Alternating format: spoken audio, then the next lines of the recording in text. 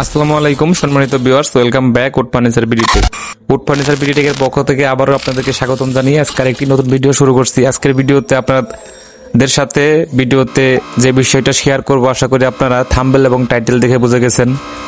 অবশ্যই আজকের ভিডিওটি সম্পূর্ণ দেখলে বুঝে যাবেন আসলে আমাদের বাংলাদেশের যত প্রকার কাঠ আছে, এই কাঠের অসার বা পল কাঠ কাকে বলা হয়, সেই বিষয়টা নিয়ে আজকে আমরা আলোচনা করব। আর অবশ্যই যারা আমাদের চ্যানেলে নতুন দর্শক বা নতুন ভিউয়ার্স আছেন, অবশ্যই চ্যানেলটি সাবস্ক্রাইব করবেন। আর যারা আগে থেকে সাবস্ক্রাইব করে রেখেছেন তাদেরকে অসংখ্য অসংখ্য ধন্যবাদ। আর অবশ্যই ফার্নিচার রিলেটেড নিত্য নতুন ভিডিও পেতে আমাদের চ্যানেলটি সাবস্ক্রাইব করবেন। তো চলুন ভিডিওটি শুরু করা যাক। Welcome to my show. পল কাঠ বা অসার কাঠ, অনেকেই বলে অসার বা পল বা বাকল। এই কাঠটি আসলে ফার্নিচার তৈরি করলে এই কাঠ দিয়ে যে কোনো জাতের কাঠ হোক, সেটা আকাশি কাঠ হোক, কাঁঠাল কাঠ হোক, মেহগনি কাঠ হোক বা রেন্ডি কাঠ হোক, সেগুন কাঠ হোক, যে কোনো কাঠ, এই কাঠের মধ্যে কিন্তু অসার কাঠ থাকে। অসার কাঠ দিয়ে যদি আপনি ফার্নিচার তৈরি করেন তাহলে কিন্তু আপনার ফার্নিচার দীর্ঘস্থায়ী হবে না এবং ফার্নিচার মজবুত হবে না এবং দীর্ঘদিন এক কথায় বলতে গেলে দীর্ঘদিন লাস্টিং করবে না। গুণ পোকা খেয়ে, গুণ পোকা ওই অসারের ভিতরে ঢুকে ছিদ্র করে এক ধরনের গোড়া বাইর করবে, খেয়ে খেয়ে একদম কাঠটাকে মানে ভুসি বানাই ফেলাবো। আমি যতটুকু বুঝি বাংলা ভাষায় আমি বলে দিলাম। তো অসার কাঠ সেটাই আজকে দেখাবো। আমার পিছনে যে কাঠটা দেখতে পাচ্ছেন, আকাশি কাঠের একটা ক্যাবিনেট, এটা সারি কাঠের একটা ক্যাবিনেট, এখানে কোনো অসার কাঠ নাই। তো এখন দেখতে পাবেন আমার হাতে, এটাই মূলত অসার কাঠ। এই যে সাদা স্ক্রিনে আপনারা খেয়াল করবেন, অবশ্যই খেয়াল করতে হবে, না খেয়াল করলে বুঝবেন না। এই যে দেখেন, এই জায়গাটা কিন্তু অসার, একদম সাদা ফোকাস করছে। আর এইদিকে কিন্তু সার, দেখছেন তো।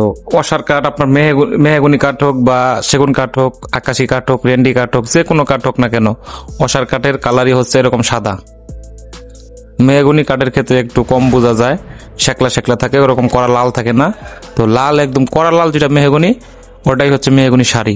আর মেহগনি শাড়ি কাঠের আর অসার কাঠের মধ্যে চিনারটা একটু টাফ হয়ে যায়। অবশ্যই বুঝতে হলে একটা কথা মাথায় রাখতে হবে, সেটা হচ্ছে যে কড়া লালের সাথে যেটা শেকলা লাল, এটাকে অসার বা শেকলা বাকলা বলা যায়। শেকলা বাকলা না পুরাপুরি, কিন্তু ওটাও খাওয়ার সম্ভাবনা আছে। মেহগনি কাঠ কিন্তু গুণ পোকার কাছে মিষ্টি লাগে এক ধরনের, মানে আমরা যতটুকু বুঝি মিস্ত্রির ভাষায় ওই কাঠটা বেশি খায়।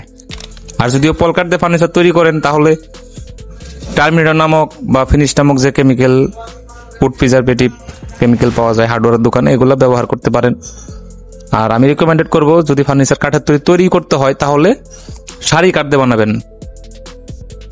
এই যে আমার যে হাতে দেখতে পাচ্ছেন, এটা কিন্তু এই যে অসার, আবার এই যে দিকে কিছুটা সার আছে।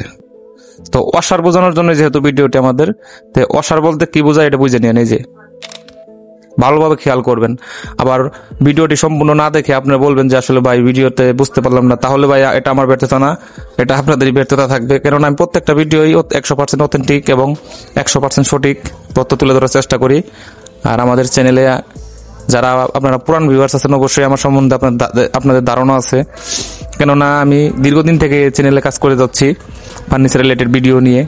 আমি নিজেও একজন এই ডিপার্টমেন্টের মিস্ত্রি, সেজন্য আমি চাইবো না যে আমার দ্বারাই আপনাদের কারোর ক্ষতি হোক। চাইবো আপনাদের মানে লাভ না হোক, যেন লস না হয়।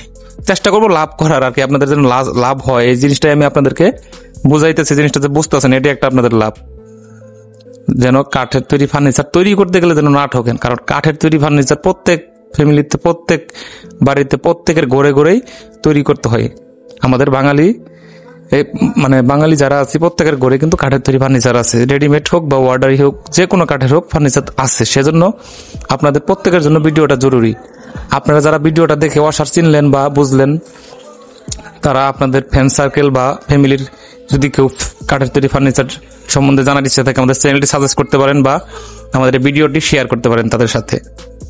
তো আরো যদি আপনাদের ফার্নিচার রিলেটেড কোনো প্রশ্ন থাকে আমাদের সাথে কমেন্টে এসে বলতে পারেন, কমেন্ট করতে পারেন। এই কমেন্ট থেকে আমরা আপনাদের কমেন্ট দেখে পরবর্তী ভিডিও আপনাদের এই কমেন্টের রিপ্লাই হোক আর ভিডিও আকারে হোক দেওয়ার চেষ্টা করব।